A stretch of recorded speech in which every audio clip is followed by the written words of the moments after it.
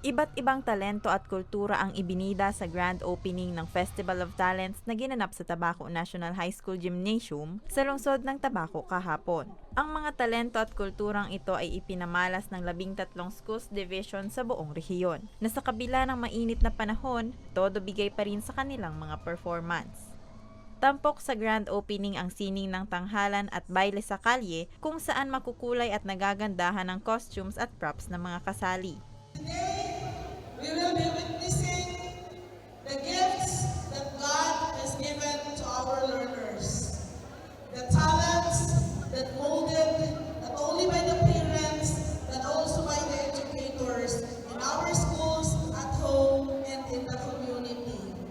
Layunin ng aktibidad na maipagdiwang ang mga talento at iba't ibang kultura ng mga Bicolano, gayon din na mas maipakilala pa ang taglay na kagandahan ng Kabikolan.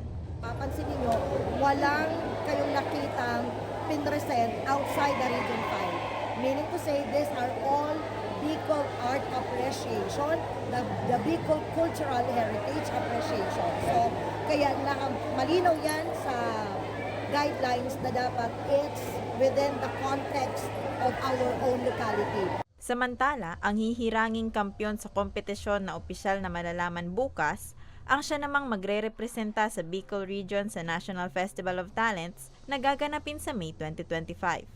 Para sa mga balitang tatak, Bicol, Rose Bilista.